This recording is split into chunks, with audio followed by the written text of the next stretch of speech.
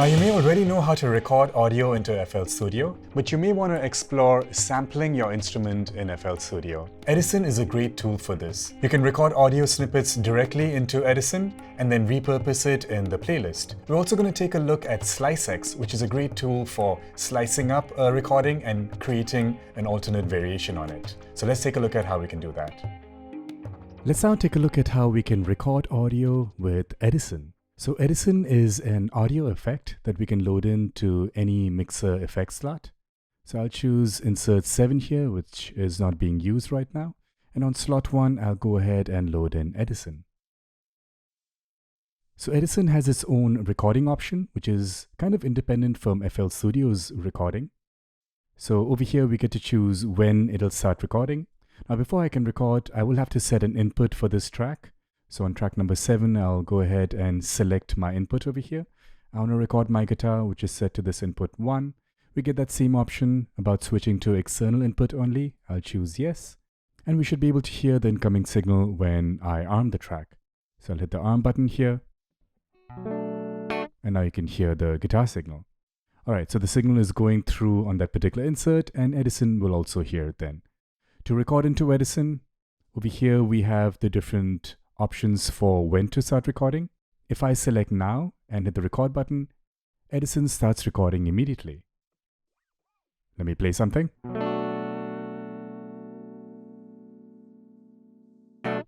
So you can see that audio was recorded. I'll go ahead and stop, and this is that audio recording. Now we can choose to link up the recording in Edison with the playback in FL Studio. So instead of selecting now, I can choose on play. So now when I hit record, even though it says recording, it hasn't started yet. But if I hit play here, now it starts recording.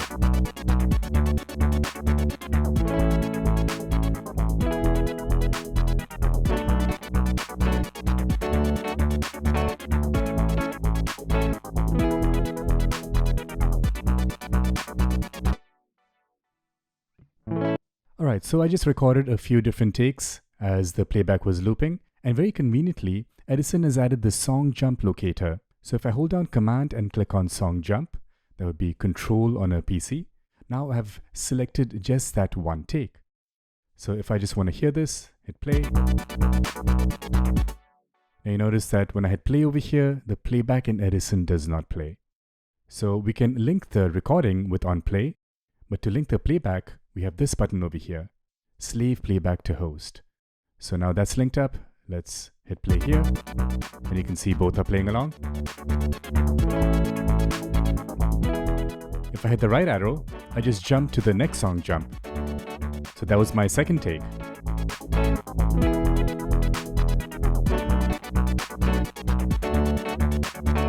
So like this, I can just record into Edison, and once I like a specific take, I can just bring it into the playlist.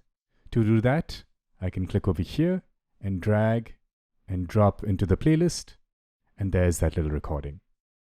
Now let's go back into Edison, and before we bring in the audio into the playlist, let's make use of some of its internal effects processors. So here's another take I recorded. I'm going to click on this Tools dropdown, and from here we can choose from any of these different processes. So let's try reverse. Let's have a listen to what this sounds like.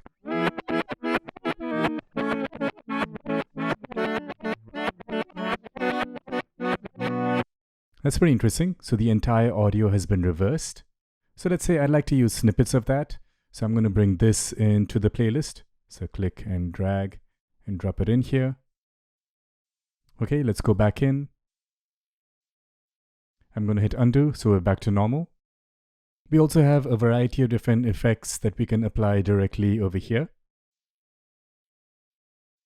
I like this one called Blur. Adds a pretty interesting effect. Let's preview it.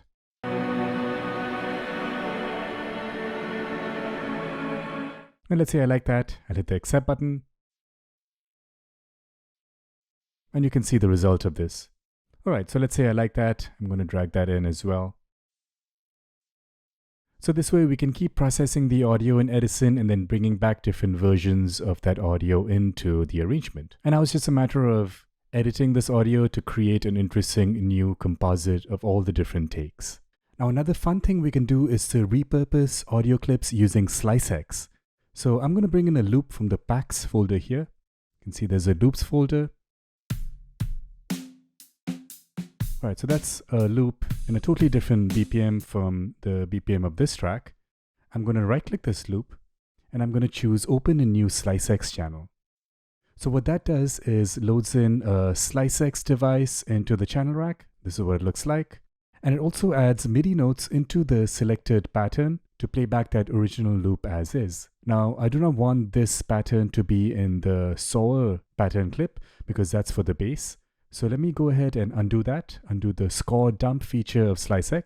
So Splicing is still here. We just have undone the MIDI pattern that it created. So let's create a separate pattern just for it. I'll call this Splicing.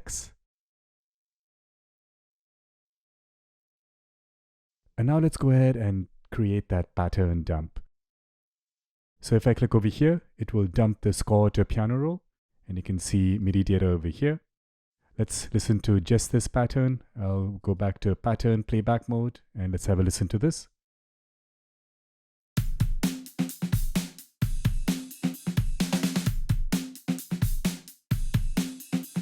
So that's very convenient. Even though this particular loop was in a totally different tempo, thanks to Splicing, we're now playing it back at our project tempo. All right, so let's go ahead and bring this into our playlist. Here's a Splicing pattern, drag and drop, place it over here. I'll repeat it so we have it for the 4 bars. And now let's play the song. I'm going to mute the original drums so we can focus on this new drum pattern.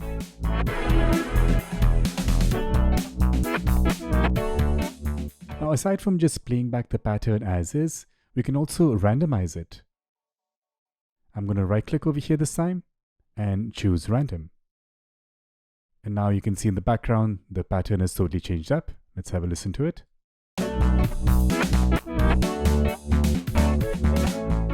If you don't like that random pattern, you can go ahead and try it again. And you get a different pattern.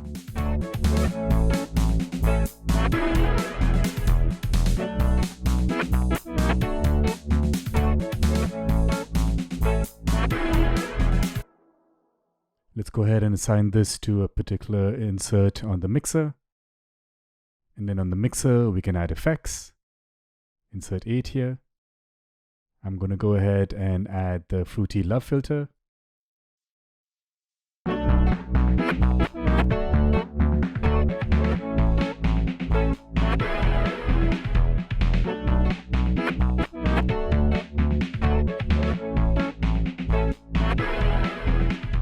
So that's how you can make use of Splicing to discover new patterns from existing loops.